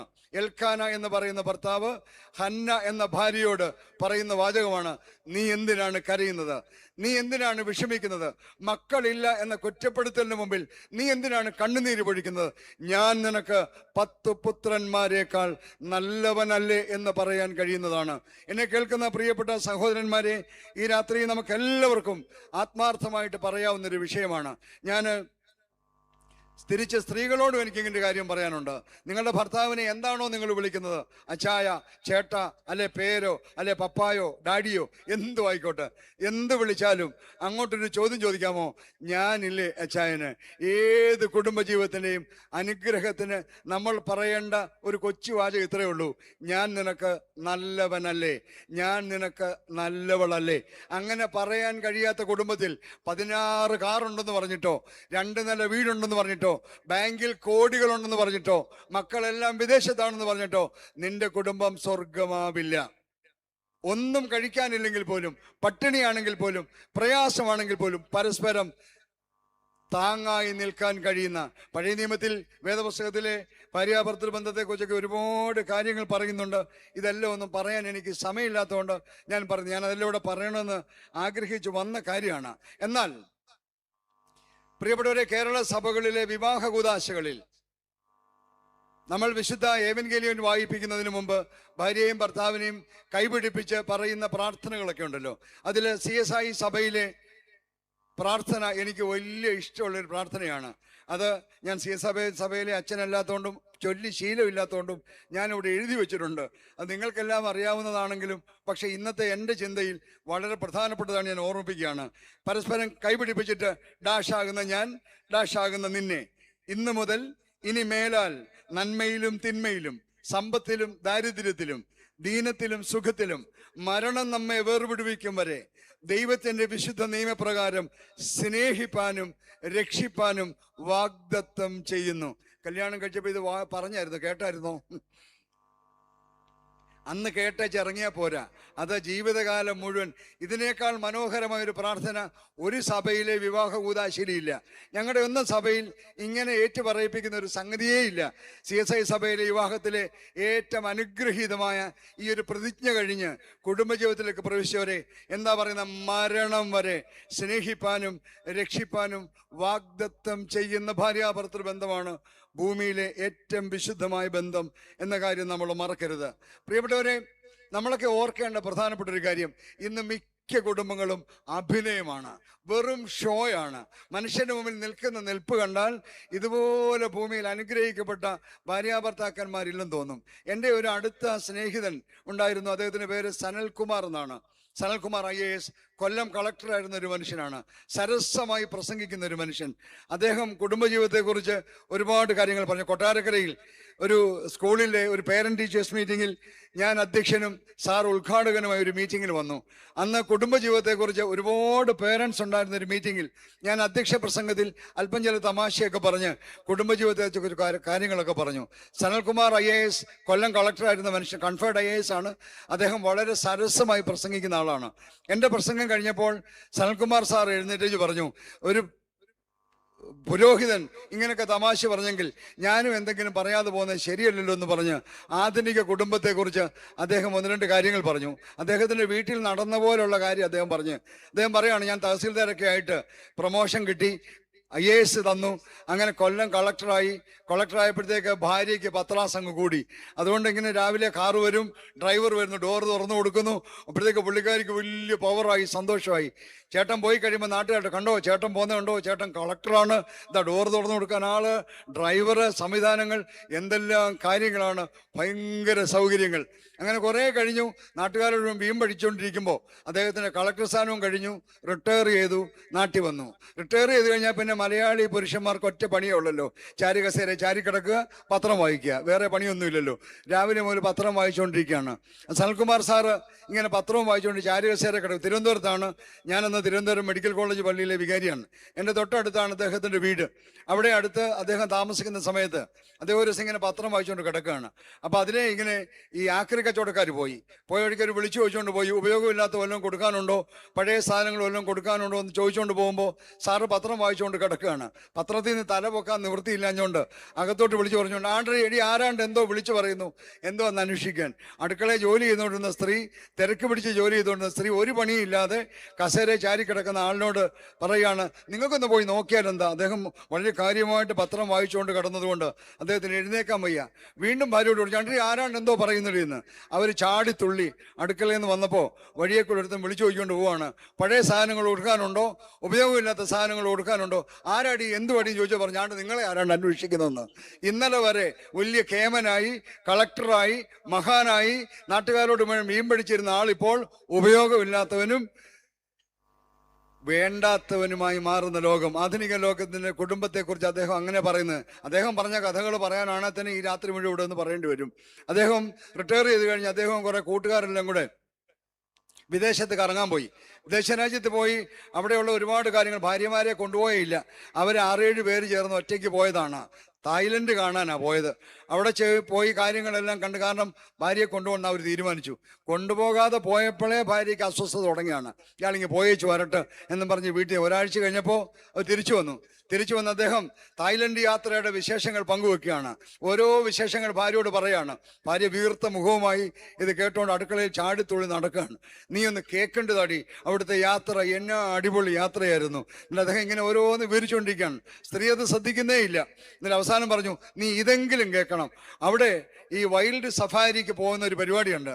അവിടെ പോയപ്പോൾ എന്നെ ഏറ്റവും കൂടുതൽ ആകർഷിച്ചത് ഈ ഒറാങ്ങുട്ടാങ് വിഭാഗത്തിൽപ്പെട്ട കുരങ്ങിന്റെ ക്രിക്കറ്റ് കളി ഉണ്ടായിരുന്നു. ഇത് അടിപൊളിയായിരുന്നു എന്ന് പറഞ്ഞു. പുള്ളിക്കാരിക്ക് ഇത് കേട്ടപ്പോഴേ അങ്ങ് ദേഷ്യമാണ്, ആകപ്പാടെ വല്ലാതെ നിൽക്കുകയാണ്. പറയാണ്, നീ കേട്ടേ പറ്റുള്ളൂ. ആ കുരങ്ങിന്റെ ക്രിക്കറ്റ് കളിയുടെ ഏറ്റവും വലിയ സവിശേഷത എന്നറിയോ, സച്ചിൻ തെണ്ടുൽക്കറേക്കാളൊക്കെ മിടുക്കൻ കുരങ്ങന്മാര് ബാറ്റ് ചെയ്യുന്ന കണ്ട് എന്തോ ഒരു അത്ഭുതം വന്നറിയാവോ. അവള് പറഞ്ഞു, അതിന് എനിക്കെന്നാ വേണം. അദ്ദേഹം പറയാണ്, ഞാൻ ഇറങ്ങി വന്നപ്പോൾ ഒരു സ്പെഷ്യൽ ഓഫർ ഉണ്ടായിരുന്നു. ഇതിലേതെങ്കിലും ഒരു കുരങ്ങിൻ്റെ കൂടെ നിന്ന് ഫോട്ടോ എടുക്കാൻ അവസരമുണ്ട്. അദ്ദേഹം അതിനകത്ത് ഏറ്റവും നല്ല കുരങ്ങിൻ്റെ കൂടെ നിന്ന് ഒരു ഫോട്ടോ എടുത്തിട്ട് വന്നിട്ടുണ്ട്. എന്നിട്ട് ചാടിപ്പോയി പെട്ടി തുറന്ന് ഈ ഫോട്ടോ എടുത്ത് ഭാര്യയുടെ കൈ കൊടുത്തു. ഭാര്യ ഇത് നോക്കിക്കൊണ്ട് കുറേ നേരം അങ്ങ് നിന്നു. അദ്ദേഹം ചോദിച്ചു, നീ എന്തോ അടി സൂക്ഷിച്ചു നോക്കുന്നേ, ഇതിലേതാ മനുഷ്യ കുരങ്ങ് എന്ന് ചോദിക്കുന്ന ഭാര്യ ഭർത്താക്കന്മാരാണ്. സനൽകുമാർ സാർ ഇങ്ങനെ ഒരുപാട് കാര്യങ്ങൾ, ഈ ആധുനിക കാലത്തെ ഭാര്യ ഭർത്താക്കന്മാരുടെ അഭിനയത്തെക്കുറിച്ച് ഇതിനേക്കാൾ അപ്പുറത്ത് എങ്ങനെയാ പറയണ്ടേ? മനുഷ്യൻ കണ്ടാൽ തോന്നും ഭയങ്കര സ്നേഹമാണെന്ന്. എന്നെ കേൾക്കുന്ന പ്രിയപ്പെട്ടവരെ, നമ്മുടെ ഇന്നത്തെ കാലത്ത് വൈദികരോട് ചോദിച്ചാൽ അറിയാമല്ലോ, മറ്റുള്ളവർക്ക് അറിയാമല്ലോ, ഇന്നത്തെ കുടുംബങ്ങൾ എന്ന് പറയുന്നത് വളരെ നൈമിഷികങ്ങളായ ബന്ധങ്ങളാണ്. വളരെ പെട്ടെന്നാണ് ഇന്ന് കുടുംബ ബന്ധങ്ങൾ ഉപേക്ഷിക്കാനും ഇല്ലാതാക്കാനും നമ്മുടെ കുഞ്ഞുങ്ങൾ ശ്രമിച്ചുകൊണ്ടിരിക്കുന്നത്. അതുകൊണ്ട് എന്ത് പറ്റി? നാട് മുഴുവൻ കൗൺസിലിംഗ് സെന്റേഴ്സ് ആണ്, ഇഷ്ടംപോലെ കൗൺസിലിംഗ് സെന്റേഴ്സ്. ഈ കൗൺസിലർമാരുടെ അടുത്ത് ചെല്ലുമ്പോൾ കൗൺസിലർമാർ ഈ ഭാര്യാഭർത്താക്കന്മാരോട് പറയുന്ന ഒരു വാക്കുണ്ട്, അഡ്ജസ്റ്റ് ചെയ്തങ്ങ് പോകണമെന്ന്. അഡ്ജസ്റ്റ് ചെയ്ത് പോയാൽ കുടുംബജീവിതങ്ങളെല്ലാം ശരിയാവുമോ? അതുകൊണ്ട് ഈ കൗൺസിലേഴ്സിനോട് എനിക്ക് വലിയ വൈരാഗ്യമുള്ള ആളാണ്. ഞാൻ പറയും, ഈ അഡ്ജസ്റ്റ്മെന്റ് അല്ല ഒരു കുടുംബജീവിതത്തിന്റെ വിജയം. ഞാൻ അവരോട് എപ്പോഴും പറയുന്നൊരു വാക്കുണ്ട്. എന്നെ കേൾക്കുന്ന പ്രിയപ്പെട്ടവരെ, ഈ പന്തലിൽ നിന്ന് ചെവി തുറന്നിരിക്കുന്ന സകല മനുഷ്യരോടും ഞാൻ പറയട്ടെ, നമ്മുടെ ഭാര്യാഭർത്തൃ ബന്ധങ്ങൾ അനുഗ്രഹകരമായിട്ട് പോകണമെങ്കിൽ അഡ്ജസ്റ്റ്മെന്റ് കൊണ്ട് നടക്കുകയല്ല, പകരം ഒരു വാക്കാണ് അണ്ടർസ്റ്റാൻഡിങ്. അഡ്ജസ്റ്റ്മെന്റ് അല്ല, അണ്ടർസ്റ്റാൻഡിങ് ആണ്. ഭാര്യയെ ഭർത്താവ് ശരിക്കും മനസ്സിലാക്കണം, ഭർത്താവിനെ ഭാര്യ ശരിക്കും മനസ്സിലാക്കണം. രണ്ടുപേരുടെയും ബലഹീനതകൾ തിരിച്ചറിയണം, രണ്ടുപേരുടെയും ഇഷ്ടങ്ങൾ തിരിച്ചറിയണം. അങ്ങനെ തിരിച്ചറിഞ്ഞ് ജീവിച്ചാൽ മാത്രമേ കുടുംബം സ്വർഗമായി മാറുകയുള്ളൂ. എൽക്കാന കുടുംബത്തെ ശ്രദ്ധിച്ചോ? നീ എന്തിനാണ് ഭാരപ്പെടുന്നത്? നീ എന്തിനാണ് സങ്കടപ്പെടുന്നത്? ഞാൻ നിനക്ക് 10 മക്കളെക്കാൾ നല്ലവനല്ലേ എന്ന് പറയുന്ന ഒരു ഭർത്താവുള്ള വീട്ടിൽ ആ ഭാര്യ ജീവിക്കുന്നത് സ്വർഗത്തിലാണ്. എന്നെ കേൾക്കുന്ന പ്രിയപ്പെട്ടവരെ, നമ്മുടെ കുടുംബത്തിന്റെ മഹത്വം എന്ന് പറയുന്നത് ഭീമമായ ബാങ്ക് ബാലൻസ് അല്ല, കൂറ്റൻ കെട്ടിടമല്ല, ആഡംബര കാറല്ല, പരസ്പരം മനസ്സിലാക്കി ജീവിക്കുന്ന ഭാര്യ ഭർത്താക്കന്മാരാണ്. കുടുംബജീവിതത്തിലെ മൂന്നാമത്തെ ബന്ധം മാതാപിതാക്കളും മക്കളും തമ്മിലുള്ള ബന്ധമാണ്. 22-ാം വാക്യത്തിൽ ഈ ഹന്നയ്ക്ക് ദൈവം തമ്പുരാൻ ഒരു കുഞ്ഞിനെ കൊടുത്ത് ആ കുഞ്ഞ് ജനിച്ചു കഴിഞ്ഞപ്പോൾ എൽക്കാന പോയി ഹന്നായെ ക്ഷണിക്കുന്ന രംഗമാണ്. ശീലോവിലേക്ക് വർഷാന്തരയാഗം കഴിക്കാൻ ഹന്നായെ ക്ഷണിക്കുമ്പോൾ ഹന്ന പറയുന്ന വാക്കാണ്, ഞാൻ ഇപ്പോൾ വരുന്നില്ല, ശിശുവിൻ്റെ മുലകുടി മാറട്ടെ, അത് കഴിഞ്ഞ് ഞാൻ കുഞ്ഞിനെയും കൊണ്ടുവരാം. എന്നെ കേൾക്കുന്ന പ്രിയപ്പെട്ടവരെ, കുഞ്ഞിനു വേണ്ടി താൻ ഇത്രനാളും കാത്തു പ്രാർത്ഥിച്ചിരുന്ന ദൈവം തമ്പുരാൻ തന്ന ഈ കുഞ്ഞിനു വേണ്ടി സമയം ചെലവഴിക്കാൻ തയ്യാറാവുന്ന ഒരമ്മയാണ് നമ്മൾ അവിടെ കാണുന്നത്. പ്രിയപ്പെട്ടവർ, 25 വർഷം മുമ്പ് നമ്മുടെ സമൂഹത്തിലുണ്ടായ ഏറ്റവും വലിയ പ്രശ്നം, നമ്മളെല്ലാവരും ജോലിക്കാരായി, ഭാര്യയും ഭർത്താവും ജോലിക്കാരായപ്പോൾ കുഞ്ഞുങ്ങളെ നോക്കാൻ നമുക്ക് നേരമില്ലാതെ വന്നു. കുഞ്ഞുങ്ങളെ നോക്കാൻ നേരമില്ലാതെ വന്നതുകൊണ്ട് അമ്മയുടെ സ്നേഹം കിട്ടാതെ കുഞ്ഞുങ്ങൾ വളർന്നു വരുന്ന ഒരു തലമുറ നമുക്കുണ്ടായി. അതിൻ്റെതായ പ്രതിസന്ധികൾ നമ്മൾ ഇന്ന് അനുഭവിച്ചുകൊണ്ടിരിക്കുകയാണ്. ഹന്ന എൽക്കാനോട് പറയുന്ന ഒരു വാക്കുണ്ട്, ഞാനിപ്പോൾ വരുന്നില്ല, എനിക്കിപ്പോൾ ഈ വീട്ടിലിരിക്കേണ്ടത് അത്യാവശ്യമാണ്. കാരണം എൻ്റെ കുഞ്ഞിന് എന്നെ ആവശ്യമുണ്ട്, എൻ്റെ കുഞ്ഞിന് എൻ്റെ കരുതൽ ആവശ്യമുണ്ട്, എൻ്റെ കുഞ്ഞിന് എൻ്റെ ചൂട് ആവശ്യമുണ്ട്. ആ കുഞ്ഞിനെ നോക്കാനുള്ള സമയത്ത് ഞാനിപ്പോൾ ഒരു റിലീജിയസ് ടൂറിന് വരുന്നില്ല. അവൾക്ക് അവളുടെ കുഞ്ഞിനോടുള്ള കമ്മിറ്റ്മെൻ്റ് ആണ് അവിടെ കാണിക്കുന്നത്. പ്രിയപ്പെട്ടവരെ, കുഞ്ഞിന് അമ്മയുടെ ചൂട് അത്യന്താപേക്ഷിതമാണ്. ഇന്ന് എല്ലാ വിദഗ്ധരും മനഃശാസ്ത്രജ്ഞന്മാരും ഡോക്ടർമാരും എല്ലാം നമ്മളെ പഠിപ്പിക്കുന്ന ഒരു കാര്യമുണ്ട്. ഒരാളിന് 5 വയസ്സാകുമ്പോഴേക്കും ആ ആളിൻ്റെ വ്യക്തിത്വം രൂപീകരിക്കപ്പെട്ട് കഴിയും. ആ കുഞ്ഞിന് ആവശ്യമായതെല്ലാം 5 വയസ്സിന് മുമ്പ് തന്നെ ഉൾപ്രവേശിച്ച് കഴിയും. അതുകൊണ്ട് ഈ 5 വയസ്സ് വരെയെങ്കിലും കുഞ്ഞുങ്ങളെ നോക്കാനുള്ള ഉത്തരവാദിത്വം അമ്മമാർക്കുണ്ട്. പക്ഷെ നമ്മൾ എന്ത് പറ്റി? പണം ഉണ്ടാക്കാനുള്ള തത്രപ്പാടിനിടയിൽ കുഞ്ഞുങ്ങളെ നോക്കാതെ വന്നു. മാത്രമല്ല, കുഞ്ഞുങ്ങളൊക്കെ ഇന്ന് മോഡേൺ മമ്മിമാർക്ക് ന്യൂയിസൻസായി മാറിയിരിക്കുകയാണ്. വല്ലാത്ത അസ്വസ്ഥതകളാണ്. ശല്യം ഒഴിവാക്കാനായി വായിക്കാത്തൊരു പ്ലാസ്റ്റിക് നിപ്പിളും അടിച്ചു കയറ്റി TV-യുടെ മുമ്പിൽ കൊണ്ടിട്ടേക്കാണ് ഇപ്പോഴത്തെ പിള്ളേരെയെല്ലാം. അതുകൊണ്ട് ജനിക്കുമ്പോൾ മുതലേ ഇവൻ ടോമും ജെറിയും കണ്ടാ വളർന്നത്. ടോം ജെറിയെ കുഴലിനകത്ത് അടിച്ചു കയറ്റുന്നതും ഒക്കെ കണ്ടാണ് ഈ കുഞ്ഞുങ്ങൾ വളരുന്നത്. അതുകൊണ്ടാണ് ഇപ്പോഴത്തെ പിള്ളേരെല്ലാം വയലന്റ് പിള്ളേരാണ്, പണ്ടത്തെ സൈസൊന്നുമല്ല. ഞാനൊക്കെ അച്ഛനായ കാലത്തെ പിള്ളേരല്ല ഇപ്പോഴത്തെ പിള്ളേർ. ഞാനൊക്കെ അച്ഛനായ കാലത്താണെങ്കിൽ ഒരു കൊച്ചു കുഞ്ഞിനോട് പോയി എന്തോ ഉണ്ട് വിശേഷം മോനെ എന്നൊക്കെ ചോദിച്ചാൽ ചിരിച്ചുകൊണ്ട് നിൽക്കത്തേ ഉള്ളൂ. ഇപ്പം നമ്മൾ വല്ലതുകൊണ്ട് എന്താണ് മോനെ പൊടപെട്ടി എന്ന് ആദ്യം പറയത്തുള്ളൂ. കാരണം ആ സൈസായി ഇപ്പോൾ വളർന്നു വരുന്നതൊക്കെ ഭയങ്കര വയലന്റ് പിള്ളേരാണ്. കാരണം അമ്മമാർക്കൊന്നും കുഞ്ഞിനെ നോക്കാൻ നേരമില്ല. ഞാൻ പഠിക്കാൻ അമേരിക്കയിൽ പോയത് 1994-ലാണ്. തിരിച്ച് വന്നിട്ട് തന്നെ ഇപ്പോൾ 30 വർഷത്തോളമായി. 32 വർഷം മുമ്പാണ് ഞാൻ അമേരിക്കയിൽ പോകുന്നത്. അന്ന് അവിടെ പഠിക്കാൻ ചിലപ്പോൾ ആദ്യമായിട്ട് അവിടെ വെച്ചാണ് ഈ കുഞ്ഞുങ്ങളെ ഉന്തുവണ്ടിക്കകത്ത് വെച്ച് തള്ളിക്കൊണ്ട് നടക്കുന്നത് ഞാൻ എൻ്റെ ജീവിതത്തിൽ ആദ്യമായിട്ട് കാണുന്നത്. നമ്മുടെ നാട്ടിൽ അമേരിക്കയെക്കാൾ കൾച്ചർ വളർന്നെങ്കിലും ദൈവകൃപയാൽ ഇതുവരെ ആ ഉന്തുവണ്ടിയെ തള്ളു തുടങ്ങിയിട്ടില്ല. അതിൻ്റെ കാരണം എന്താണെന്നറിയാം, അതിന് പറ്റിയ റോഡില്ലാത്തതുകൊണ്ടാണ്. ഇല്ലെങ്കിൽ നമ്മൾ എപ്പോഴേ വെച്ച് തള്ളു തുടങ്ങിയതിനെ. നമുക്കിപ്പോൾ കുഞ്ഞുങ്ങളെ നോക്കാൻ നേരമില്ല. കുഞ്ഞുങ്ങളെല്ലാം നമുക്കൊരു ന്യൂയിസൻസ് ആണ്, ശല്യമാണെന്നാണ് പറയുന്നത് പിള്ളേരൊക്കെ. എന്തൊരു കഷ്ടമാണ് അല്ലേ? ഒരു കുഞ്ഞിനെ കിട്ടാൻ ആയിരങ്ങൾ തപസ്സിരിക്കുന്ന കാലത്ത്, കരഞ്ഞു പ്രാർത്ഥിക്കുന്ന കാലത്ത് കിട്ടിയ കുഞ്ഞിനെ നോക്കാനുള്ള സമയമില്ലാതെ ഭാരപ്പെടുന്ന മമ്മിമാരുടെ ലോകത്താണ് ജീവിക്കുന്നത്. കുഞ്ഞുണ്ണി മാഷിന്റെ ഒരു കവിത പറയാം.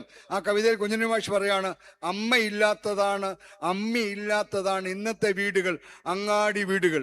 ഇന്നത്തെ വീടുകളൊക്കെ ചന്ത വീടുകളാണ് എന്നാണ് കുഞ്ഞുണ്ണി മാഷ് പറയുന്നത്. കാരണം നമ്മുടെ വീടുകളൊന്നും ഇപ്പൊ അമ്മമാരില്ലല്ലോ, എല്ലാം മാമീസാണ്. അമ്മയെന്ന് പറയുന്നത് ഇല്ലല്ലോ, എല്ലാം മമ്മിമാരായിപ്പോയി. അമ്മിയില്ല നമ്മുടെ വീടുകളിൽ. അരയ്ക്കുന്ന അമ്മി എന്നൊക്കെ പറഞ്ഞാൽ അറിയാമല്ലോ അല്ലയോ? അരയ്ക്കുന്ന സാധനം ഒന്നുമില്ല, അതെല്ലാം പോയി. നമ്മുടെ എല്ലാം കൾച്ചർ മാറിപ്പോയി. അതുകൊണ്ട് നമ്മുടെയൊക്കെ വീട് എന്ന് പറയുന്നതെല്ലാം ഒരുമാതിരി അങ്ങാടി വീട് പോലെ ആയി എന്നാണ്. അതുകൊണ്ട് എന്ത് പറ്റി? ഇപ്പോഴത്തെ പിള്ളേരെ വഴക്ക് പറയാനൊക്കത്തില്ല, വലിയ പ്രയാസമാണ്. വഴക്ക് പറഞ്ഞാൽ എന്തൊക്കെയാണ് വിളിച്ച് പറയുന്നത്? വഴക്ക് പറയുന്നത് അവർക്ക് ഇഷ്ടമല്ല. മാത്രമല്ല, ഇപ്പോഴത്തെ കുഞ്ഞുങ്ങൾ ജനിച്ചു വീഴുമ്പോൾ തന്നെ കുഞ്ഞുങ്ങളുടെ കയ്യിൽ സ്മാർട്ട് ഫോണും ടാബും വാങ്ങിച്ചു കൊടുക്കുന്ന മോഡേൺ ഡാഡിമാരോടും മമ്മിമാരോടും കാര്യം പറയട്ടെ, ഈ ജനിച്ച കുഞ്ഞ് ആ നിമിഷം മുതൽ പെടലിയും കുഞ്ഞ് ഇതിനകത്ത് നോക്കിയിരിക്കുകയാണ്. മനുഷ്യന്റെ മുഖത്ത് നോക്കാൻ കുഞ്ഞുങ്ങൾക്ക് ഇപ്പോൾ അറിയാത്ത ഒരു കാലമാണ്. എനിക്കുണ്ടായ ഒരു അനുഭവം പറയുമ്പോൾ നിങ്ങൾക്ക് അതിൻ്റെ സീരിയസ്നെസ് മനസ്സിലാവും. ഞാൻ വിദേശ രാജ്യത്ത് ഒരു കൺവെൻഷൻ പ്രസംഗിക്കാൻ പോയി, വലിയൊരു കൺവെൻഷൻ. ആ പള്ളിയിൽ തന്നെ 2 അച്ഛന്മാരുണ്ട്, കൊയറുകാരുണ്ട്, സംവിധാനങ്ങളുണ്ട്, സെക്രട്ടറി ഉണ്ട്, എല്ലാവരും ഉണ്ട്. ഞങ്ങളെല്ലാവരും കൂടെ രാത്രിയിൽ ഒരു വീട്ടിൽ ഭക്ഷണം കഴിക്കാൻ പോയി. ഞങ്ങൾ 3 അച്ഛന്മാർ, കൊയറിൻ്റെ മാസ്റ്റർ, ഇടവക സെക്രട്ടറി, എല്ലാവരും ഒരു 6-7 പേര് ആ വീട്ടിലോട്ട് ചെന്നപ്പോൾ ഒരു 10 വയസ്സുള്ള ഒരു ചെറുക്കൻ ടാബിനകത്ത് കാർ ഓടിച്ച് കളിച്ചുകൊണ്ടിരിക്കുകയാണ്. അവൻ തല പൊക്കി നോക്കണമല്ലോ. ഞങ്ങൾ 7 പേര് ആ വീട്ടിൽ ചെന്നിട്ട് ആ ചെറുക്കൻ്റെ തലയൊന്ന് പൊങ്ങിയില്ലെന്ന് മാത്രമല്ല, അവൻ കാർ ഓടിച്ച് കളിക്കുകയാണ്. ആ ടാബിനകത്തുനിന്ന് വരുന്ന ശബ്ദം പോരാഞ്ഞിട്ട് അവൻ വായും കൊണ്ട് ഇങ്ങനെ കാറ് വിട്ടുകൊണ്ടിരിക്കുകയാണ്. ഞങ്ങൾ 7 പേര് ആ വീട്ടിൽ ചെന്ന് കയറിയിട്ട് ഈ ചെറുക്കൻ തല പൊക്കാതെ പിന്നെ ഇരുന്ന് ഇങ്ങനെ വിട്ടുകൊണ്ടിരിക്കുകയാണ്. അതുകൊണ്ട് എൻ്റെ മമ്മി പറയാണ്, ഹണി സേ ഹായ് ടു അച്ഛൻ. പിന്നെ അവനിപ്പോൾ അച്ഛനോട് ഹായ് പറയാൻ നേരം അവൻ കാർ ഓടിച്ച് കളിച്ചുകൊണ്ടിരിക്കെ വന്ന് കയറിയ അച്ഛനോട് അവൻ ഹായ് പറയാൻ അവൻ മൈൻഡ് ചെയ്തില്ല. അവൻ പിന്നെ ഇങ്ങനെ വിടുകയാണ്. ഉടനെ അവൻ്റെ മമ്മി വരുമ്പോൾ sweetie I told you say hi to achan. ചെറുക്കൻ ശല്യം സഹിക്കാതെ ചാടി എഴുന്നേറ്റ് വന്ന് എൻ്റെ അടിവയർ നോക്കിയിട്ട് ഹായ് അച്ഛൻ ഒരൊറ്റ കുത്താണ്. ഞാനൊരു 5 മിനിറ്റ് കഴിഞ്ഞു ഒന്ന് തല പോക്കാൻ. പ്രിയപ്പെട്ടവരെ, സമയമില്ലാത്തതുകൊണ്ട് ഞാൻ പെട്ടെന്ന് പറയട്ടെ. ഞാൻ ഇത്രയും വർഷം കഴിഞ്ഞു, എനിക്കിപ്പോഴും ഒരു വയറ്റുവേദന വന്ന ആ കൊച്ചൻ്റെ മുഖം എനിക്ക് വന്ന് വെച്ച് താങ്ങിയതാണ്. ഒരു 6-7 പേര് വീട്ടിൽ വന്ന് കയറിയിട്ട് തലപൊക്കി നോക്കാൻ പോലും വയ്യാത്ത സന്തതിയെ വളർത്തി വിടുകയാണ് നമ്മൾ. ഏത് ലോകത്താണ് ജീവിക്കുന്നത്? എന്തുകൊണ്ടെന്നറിയോ? നമുക്ക് സമയമില്ലാത്തത് കൊണ്ടാണ്. പ്രിയപ്പെട്ടവരെ, ഒരു 50 വയസ്സിൽ പ്രായമുള്ള ഇവിടെ ഇരിക്കുന്ന എല്ലാ മനുഷ്യരോടും ഞാനൊരു ചോദ്യം ചോദിക്കട്ടെ. നമ്മുടെയൊക്കെ വീട്ടിൽ 6-7 സഹോദരങ്ങൾ ഒരുമിച്ചല്ലേ നമ്മൾ വളർന്നത്? നമ്മളെല്ലാം നമ്മുടെ അമ്മമാര് ഒക്കെ എടുത്ത് വെച്ചുകൊണ്ടല്ലേ നടന്നത്? 7 ഉണ്ടേലും 8 ഉണ്ടേലും നമ്മുടെ അമ്മമാർ നമ്മളെ എടുത്ത് വെക്കുമായിരുന്നു. എളിയിൽ എടുത്ത് വെച്ചുകൊണ്ടാണ് ഭക്ഷണം വാരി തന്നത്. ആ ടച്ചിന് ഒരു പ്രത്യേകത ഉണ്ടായിരുന്നു. എന്തോ ഒരു സ്നേഹമാണ് ആ അമ്മയുടെ സ്പർശനത്തിലൂടെ കിട്ടിയത്. അന്നത്തെ കാലത്ത് നമ്മൾ കഴിച്ചത് എന്താ വാരി തന്നതെന്ന് നമുക്ക് ഇപ്പോഴും ഒരു പിടിയില്ല അല്ലേ? ഇല്ലായ്മയുടെ കാലത്ത് കൈ കിട്ടിയതൊക്കെ നമ്മുടെ വാരി തന്ന് നമ്മളെ എടുത്തുകൊണ്ട് നടന്ന അമ്മമാര്. പക്ഷെ മോഡേൺ മമ്മിമാർ അങ്ങനെ വല്ലതും കൊടുക്കത്തില്ല. 3 മാസം വരെ ഫാരെക്സ് നമ്പർ 1, 3 മാസം മുതൽ 6 മാസം വരെ ഫാരെക്സ് നമ്പർ 2 കലക്കി കൊച്ചിന് അണ്ണാക്കിലോട്ട് തിരികെ കൊടുക്കും. ഒരു ഭൂന്ന് പറഞ്ഞൊരു തപ്പും തുപ്പും ഇങ്ങനെ ജീവിക്കുന്ന കാലമാണ്. ആ കുഞ്ഞിന് ആരോടാ സ്നേഹം, ആരോടാണ് ബന്ധം, ആര് കൊടുത്തതിനെ കുറിച്ചാണ് ഓർമ്മ? പക്ഷേ എനിക്ക് ഇപ്പോഴും എൻ്റെ അമ്മയെ ഓർമ്മയുണ്ട്. നിങ്ങൾക്ക് നിങ്ങളുടെ അമ്മയെ ഓർമ്മയുണ്ടാകും. കാരണം അവരുടെ കയ്യിൽ വലിയ സൗകര്യങ്ങളില്ലായിരുന്നെങ്കിലും ഉള്ളത് വാരി തന്നത് നമ്മളെ എടുത്തു വെച്ചുകൊണ്ടാണ്. ഞാൻ എപ്പോഴും എൻ്റെ അമ്മയെക്കുറിച്ച് ഒരു ഉദാഹരണം പറയും. ഈ കുടുംബത്തെക്കുറിച്ച് പറയുമ്പോഴൊക്കെ എൻ്റെ അമ്മയെക്കുറിച്ച് പറയാതിരിക്കാൻ എനിക്ക് പറ്റില്ല.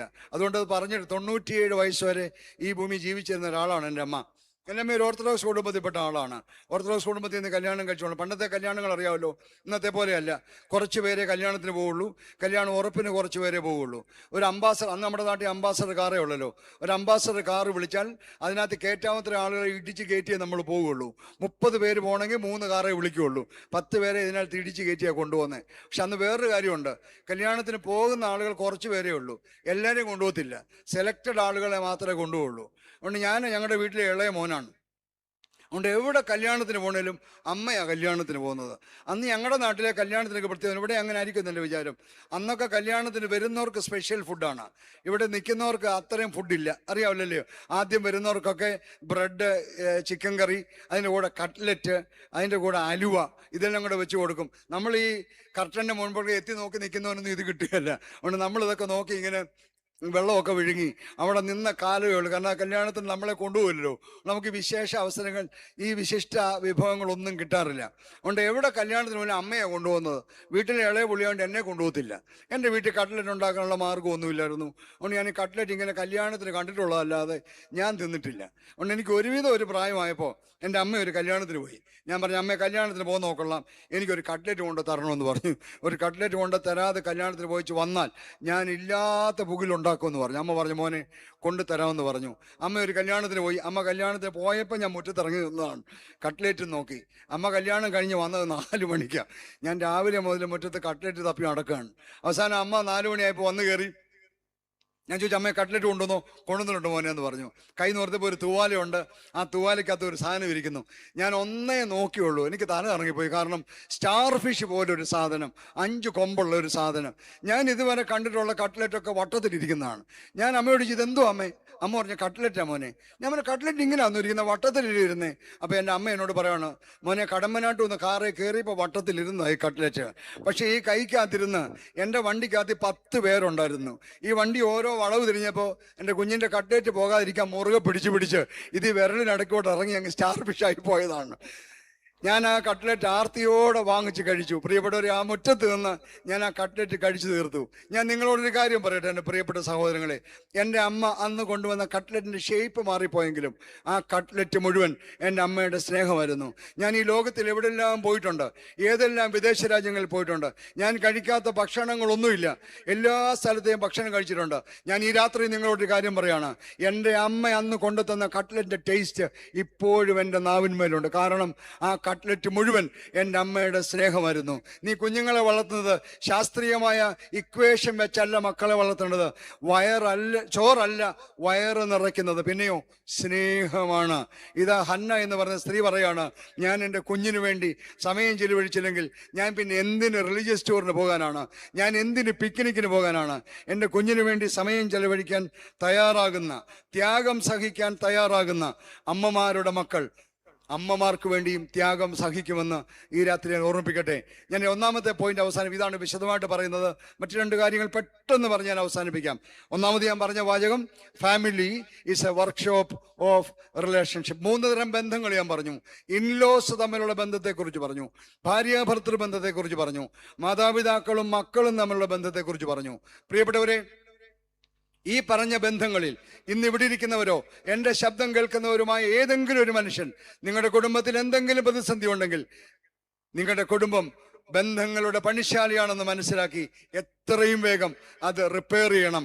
കാരണം നശിച്ചു പോകുന്നതിനേക്കാൾ ഭേദമാണ് റിപ്പയർ ചെയ്യുന്നത്. കുടുംബങ്ങളെ നശിപ്പിക്കാൻ അനുവദിക്കരുത്. നിങ്ങളുടെ കുടുംബങ്ങൾ സ്വർഗമാകണമെങ്കിൽ ഈ പറഞ്ഞ മേഖലകളെല്ലാം ശ്രദ്ധിക്കണം. 2, family is an alter of worship.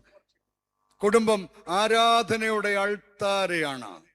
3-ാമത്തെ വാക്യത്തിൽ ഇങ്ങനെയാണ് നമ്മൾ വായിക്കുന്നത്, എല്ലാ വർഷവും എൽക്കാനയും കുടുംബവും വർഷാന്തരയാഗം കഴിക്കാനായി ശീലോവിലേക്ക് പോവുക പതിവായിരുന്നു. പൊതു ആരാധനയ്ക്ക് വേണ്ടി വലിയ താല്പര്യം കാണിച്ച ഒരു കുടുംബമാണ് എൽക്കാനയുടെ കുടുംബം. ശീലോവിലെ ദേവാലയത്തിൽ വർഷത്തിലൊരിക്കൽ അവർ വർഷാന്തരയാഗം കഴിക്കാൻ പോകുന്നത്. അവിടെയാണ് ദൈവത്തിന് നിയമപ്പെട്ടകം സൂക്ഷിച്ചു വെച്ചിരുന്നത്. വർഷത്തിലൊരിക്കൽ ചെല്ലുന്ന ആളുകൾക്കല്ല ഇത് കാണാനുള്ള അവസരമുണ്ട്. അങ്ങനെ വർഷാന്തരയാഗം കഴിക്കാൻ ശീലോവിലെ ദേവാലയത്തിലേക്ക് സ്ഥിരമായി പോകുന്ന കുടുംബം. ചില്ലറ ദൂരമൊന്നുമല്ല കേട്ടോ ശീലോവിലെ ദേവാലയത്തിൽ എത്തിച്ചേരുക എന്ന് പറഞ്ഞാൽ. പക്ഷെ അവര് മുടക്കം കൂടാതെ എല്ലാ വർഷവും ആരാധനയ്ക്ക് പോകുമായിരുന്നു. എന്നെ കേൾക്കുന്ന പ്രിയപ്പെട്ടവരെ, നമ്മുടെ കുടുംബങ്ങളിൽ അൾത്താരകൾ ഉണ്ടാവണം, ആരാധനയുടെ അൾത്താരകൾ ഉണ്ടാവണം. ഇന്ന് നമുക്ക് ഇഷ്ടംപോലെ ആരാധന സൗകര്യങ്ങളുണ്ട്. ഞാൻ സംസാരിച്ചപ്പോൾ തിരുമേനിയിൽ നിന്ന് മനസ്സിലാക്കി, ഈ മഹായിടവയിൽ തന്നെ 175-ലധികം ദേവാലയങ്ങളുണ്ട്, പള്ളികളുണ്ട്. ദൈവത്തെ ആരാധിക്കാൻ ഒരുപാട് അവസരങ്ങളുണ്ട്. പക്ഷെ ആരാധിക്കാൻ നമുക്ക് മനസ്സില്ല എന്ന് മാത്രം. അന്ന് അവർക്ക് ആരാധിക്കാൻ ഒറ്റ സ്ഥലമേ ഉള്ളൂ, അത് ശീലോവിലാണ്. പക്ഷെ അവർ മുടക്കാതെ പോകുമായിരുന്നു. കോർപ്പറേറ്റ് വർഷിപ്പ് വളരെ പ്രധാനപ്പെട്ട ഒരു കാര്യമാണ്. ഒരുമിച്ചുള്ള ആരാധനയാണ് നമ്മുടെ കുടുംബങ്ങളെ ദൈവികമായി നിലനിർത്തുന്നതും നമ്മെ ഒരുപോലെ മുന്നോട്ട് നയിക്കുന്നതും. പ്രിയപ്പെട്ടവരെ, യേശു കർത്താവിനെ കുറിച്ച് വേദപുസ്തകത്തിൽ അതിമനോഹരമായ ഒരു പ്രയോഗമുണ്ട്. അവൻ പതിവ് പോലെ ദേവാലയത്തിൽ ചെന്നു വചനം വായിപ്പാൻ എഴുന്നേറ്റ് നിന്നു. യേശുവിൻ്റെ കുടുംബം പതിവായി ദൈവത്തെ ആരാധിക്കുന്ന കുടുംബമായിരുന്നു. എൽക്കാനയുടെ കുടുംബം പതിവായി ദൈവത്തെ ആരാധിക്കുന്ന കുടുംബമായിരുന്നു. ആരാധനയുടെ അൾത്താരകൾ കുടുംബങ്ങളിൽ ഉണ്ടാവണം. പ്രിയപ്പെട്ടവരെ, നമ്മുടെയൊക്കെ കുടുംബങ്ങളിൽ പറ്റിയ ഏറ്റവും വലിയ കുഴപ്പം, നമുക്കൊക്കെ കുടുംബങ്ങളിൽ അൾത്താരകൾ ധാരാളം ഉണ്ടായിരുന്ന കുടുംബങ്ങളാണ്. നമ്മുടെ വീട്ടിലൊക്കെ, ഞങ്ങളുടെയൊക്കെ നാട്ടിൽ പായ വിരിച്ച് ആ പായയിൽ വൈകുന്നേരം അപ്പനും അമ്മയും മക്കളും കൂടെ ഒരുമിച്ചിരുന്ന് പ്രാർത്ഥിക്കുന്ന യാഗപീഠങ്ങൾ ഞങ്ങളുടെ വീടുകളിലുണ്ടായിരുന്നു. ഇന്ന് വീട്ടിൽ സൗകര്യങ്ങൾ പറഞ്ഞു. നമ്മളെല്ലാവരും വീട് പണിയുമ്പോൾ തന്നെ 1000 ഡിമാൻഡുകളാണ്. അപ്പന് വലിയ ഡിമാൻഡാണ് കസേര ചാരിയിരുന്ന് TV കാണണം. അമ്മയ്ക്കാണെങ്കിൽ അടുക്കളയിൽ TV വെക്കണം, ഫാൻ വേണം. മക്കൾക്കാണെങ്കിൽ ഇന്റർനെറ്റ് കണക്ഷനുള്ള മുറികൾ വേണം, പ്രൈവസി വേണം. ഒരു പ്രാർത്ഥനയ്ക്കൊരിടം വേണമെന്ന് ഏതെങ്കിലും ഒരു മനുഷ്യൻ എഞ്ചിനീയറോട് പറയാറുണ്ടോ? നമ്മുടെയൊക്കെ വീടുകൾ പ്രാർത്ഥനയ്ക്കൊരിടമുണ്ടായിരുന്നു. വൈകുന്നേരമാകുമ്പോൾ പ്രാർത്ഥനയ്ക്ക് വേണ്ടി മാത്രം ഉപയോഗിച്ചിരുന്ന ചുരുട്ടി വെച്ചിരുന്ന പായ നിവർത്തി കുടുംബമായി ഇടുന്ന് ആരാധിക്കുന്ന അവസരം ഉണ്ടായിരുന്നു.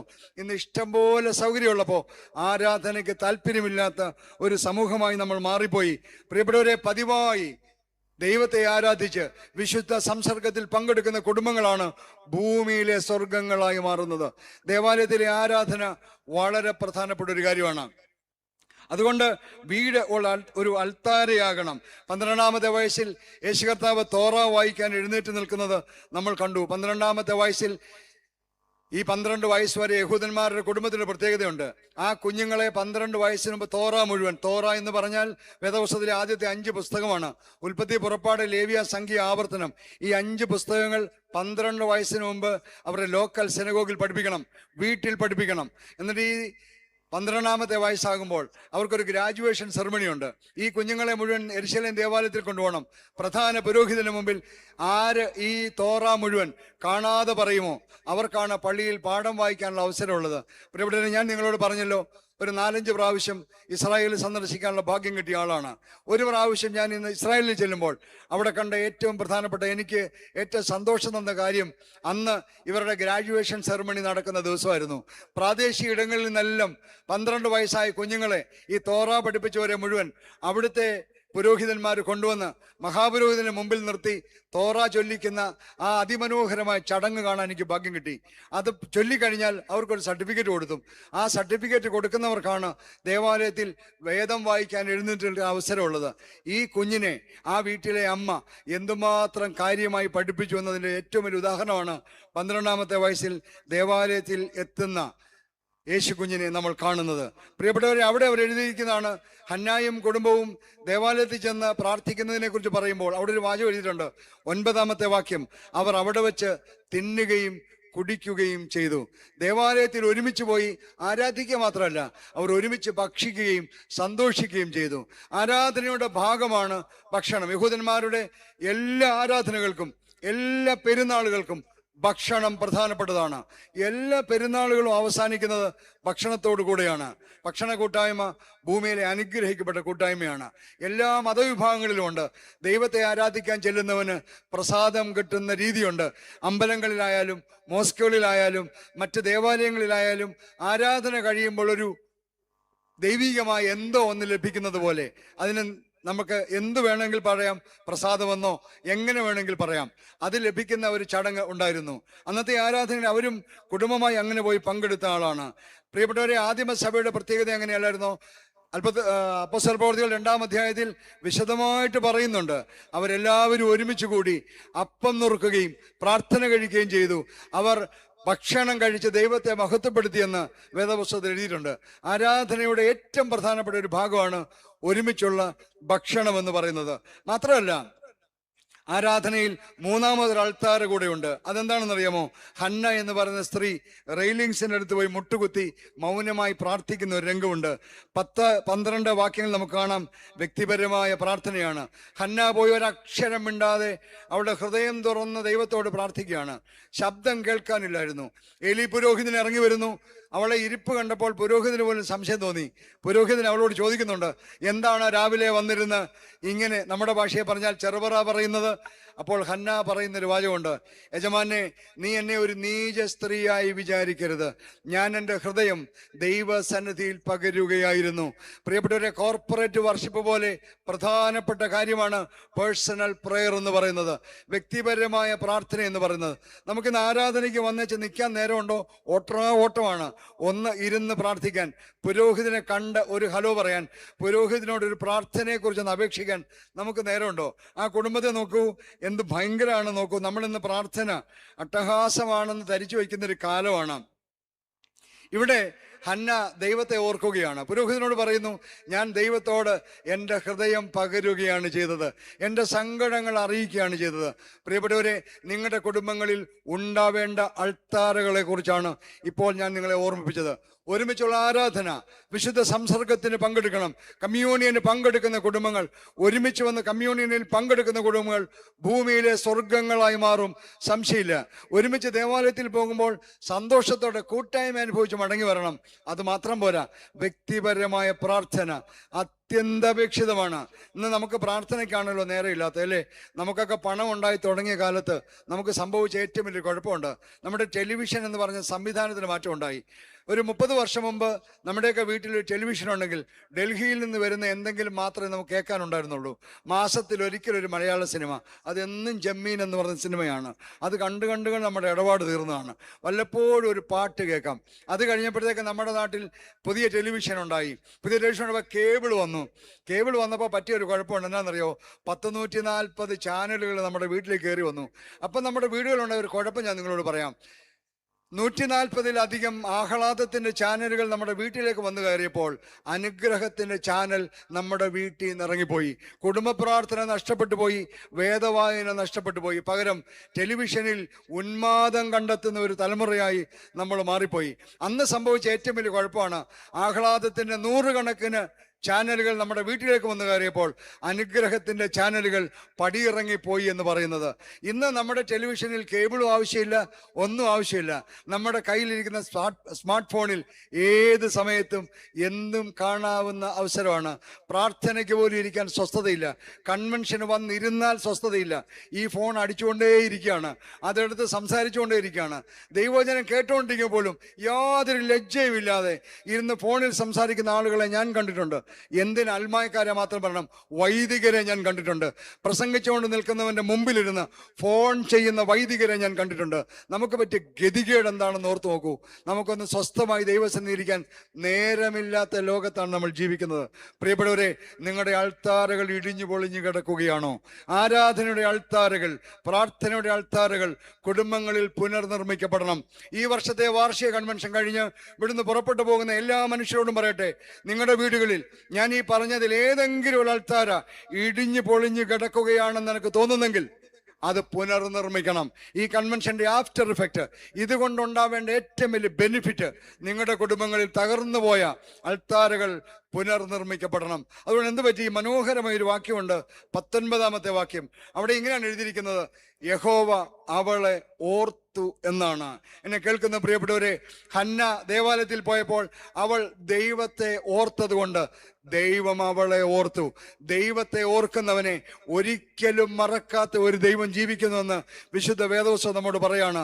നാട്ടുകാർ കളിയാക്കി, വീട്ടിലുണ്ടായിരുന്ന സഹോദരി കളിയാക്കി, എല്ലാവരും കളിയാക്കുകയും കുറ്റപ്പെടുത്തുകയും ചെയ്തപ്പോൾ അവൾ ദൈവത്തോട് അവിടെ മനസ്സ് നിറഞ്ഞ് പ്രാർത്ഥിച്ചത് കൊണ്ട് ദൈവം തരാൻ തക്ക സമയത്ത് അവളെ ഓർത്തു, അവൾക്കൊരു സന്തതിയെ നൽകി. ദൈവത്തിൻ്റെ കൃപ അനുഭവിക്കുന്ന ഈ പ്രിയപ്പെട്ടവരോട് ഈ രാത്രി ഞാൻ ഓർമ്മിപ്പിക്കട്ടെ, ഏതെങ്കിലും അൾത്താരകൾ ഇടിഞ്ഞു പൊളിഞ്ഞു കിടപ്പുണ്ടെന്ന് തോന്നിയാൽ അത് പുനർനിർമ്മിക്കണം ഈ കൺവെൻഷൻ വന്ന് പങ്കെടുത്തതിലൂടെ. മൂന്നാമതൊരു കാര്യം വളരെ വേഗം പറഞ്ഞ് അവസാനിപ്പിക്കാം. Family is A tent of grace. കുടുംബം കൃപയുടെ കൂടാരമാണ്. കുടുംബം എന്ന് പറയുന്നത് കൃപയുടെ കൂടാരമാണ്. ഞാൻ വായിച്ച വാക്യങ്ങൾ ഓർമ്മയുണ്ടല്ലോ, 27, 28 വാക്യങ്ങളാണ് ഞാൻ വായിച്ചു തുടങ്ങിയത്. ദീർഘനാളുകളിലെ കുത്തലിന് ശേഷം, ദീർഘനാളുകളെ കളിയാക്കലിന് ശേഷം, ദീർഘനാളുകളെ കണ്ണുനീരിന് ശേഷം ദൈവം തമ്പുരാൻ അവൾക്കൊരു കുഞ്ഞിനെ കൊടുത്തു. ആ കുഞ്ഞിനെ കുറിച്ചാണ് അവൾ പറയുന്നത്. ഈ ബാലനായിട്ട് ഞാൻ പ്രാർത്ഥിച്ചു, ഞാൻ യഹോവയോട് കഴിച്ച അപേക്ഷ യഹോവ എനിക്ക് നൽകിയിരിക്കുന്നു, അതുകൊണ്ട് ഞാൻ അവനെ യഹോവയ്ക്ക് നിവേദിച്ചിരിക്കുന്നു. പ്രിയപ്പെട്ടവരെ, ഞാൻ ആ വാക്യം ഒന്ന് ചെറുതാക്കി പറയാം. യഹോവ എനിക്ക് നൽകിയിരിക്കുന്നു, അതുകൊണ്ട് ഞാൻ യഹോവയ്ക്ക് നിവേദിച്ചിരിക്കുന്നു. ഒരൊറ്റ ചോദ്യം നിങ്ങളോട് ചോദിക്കട്ടെ. ദൈവം തന്നതല്ലാതെ എന്തെങ്കിലും കയ്യിലുള്ള ആളുകൾ ഈ പന്തലിന് കീഴിൽ ഇരിപ്പുണ്ടെങ്കിൽ നിങ്ങൾക്ക് കൈപൊക്കാം. ദൈവം തന്നതല്ലാതെ എന്തെങ്കിലും നിങ്ങളുടെ കയ്യിലുണ്ടെങ്കിൽ നിങ്ങൾക്ക് ധൈര്യമായി കൈപൊക്കാം. എങ്ങും ഒരു കൈയും കണ്ടില്ല. എനിക്ക് കണ്ണെത്താത്ത ദൂരത്തോളം ആളുകൾ ഇരിക്കുകയാണ്. അപ്പൊ പറഞ്ഞതിന്റെ അർത്ഥം എന്താണ്? നിങ്ങൾക്കുള്ളതെല്ലാം ദൈവം തന്നതാണ്.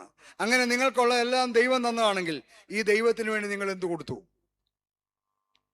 ഇതാ, ദീർഘനാളിലെ കുത്തലിന് ശേഷം, കളിയാക്കലിന് ശേഷം, കണ്ണുനീരിന് ശേഷം ദൈവം ഒരു സന്തതിയെ കൊടുത്തതിനെ പൂർണ്ണമായി ദൈവത്തിന് സമർപ്പിക്കുകയാണ് ഹന്ന.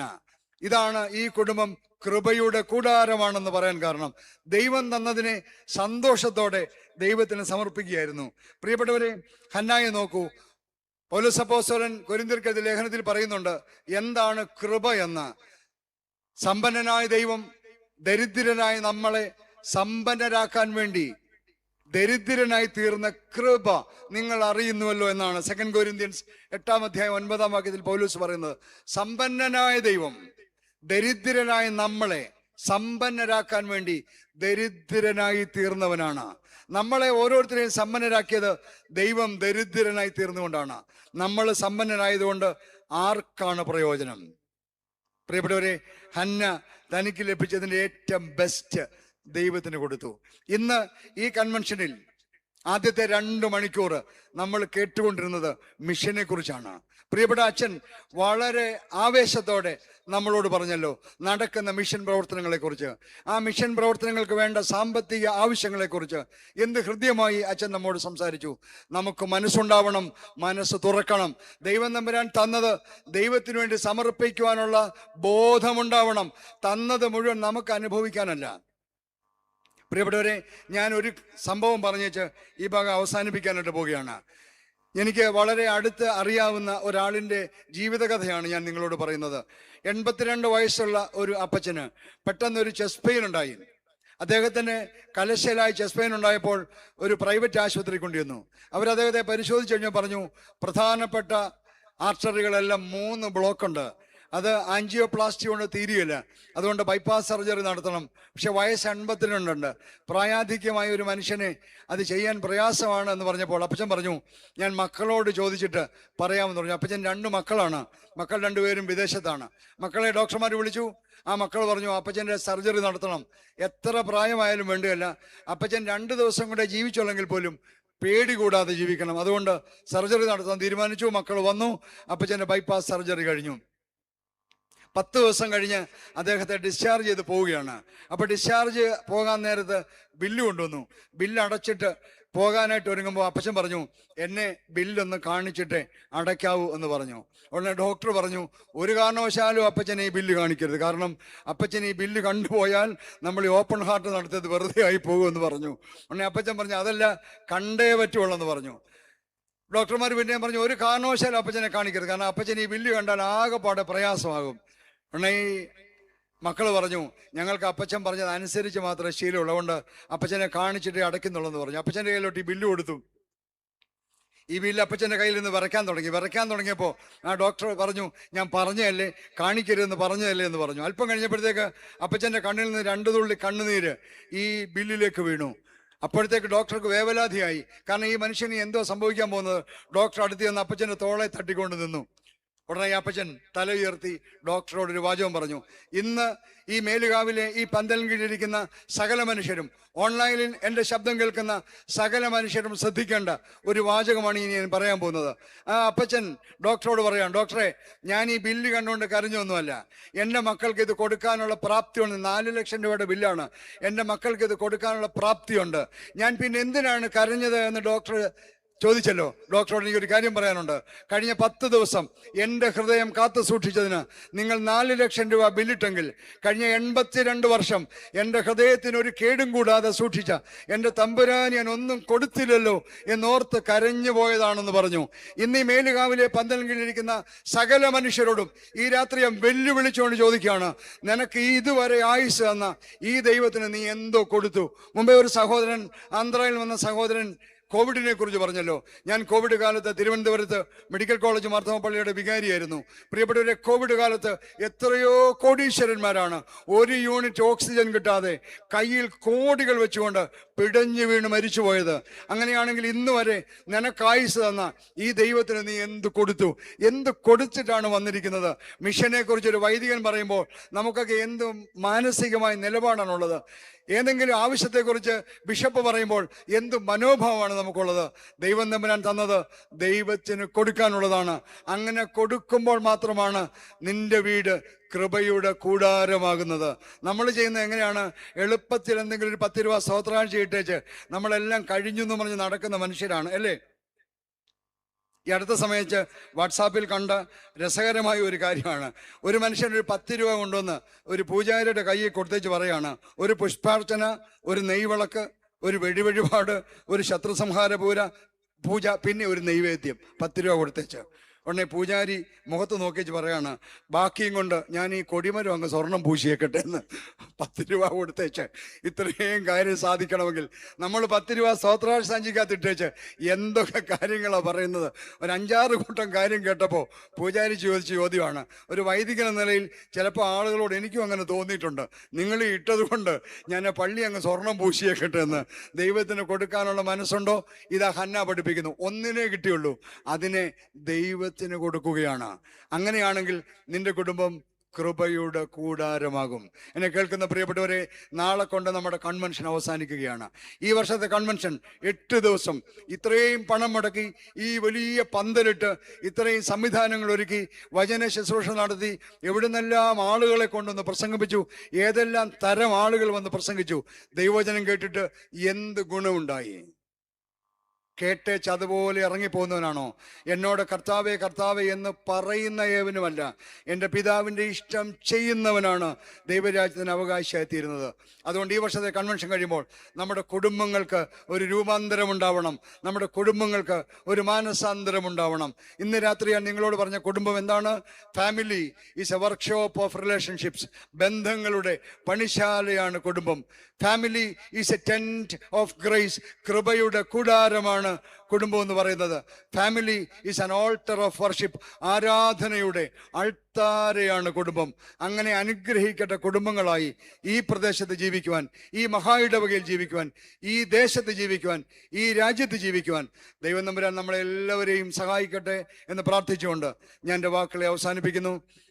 ഇന്ന് കേട്ടുകൊണ്ടിരുന്ന നിങ്ങളോട് എല്ലാവരോടും, ഈ ശുശ്രൂഷയ്ക്കായിട്ട് എന്നെ ക്ഷണിച്ച പ്രിയപ്പെട്ട തിരുമേനിയോടും മറ്റെല്ലാവരോടും എൻ്റെ നന്ദി സ്നേഹവും അറിയിച്ചുകൊണ്ട് ഞാൻ എൻ്റെ വാക്കുകൾ ചുരുക്കുന്നു. ദൈവം നമ്മെ അനുഗ്രഹിക്കട്ടെ. Thank you.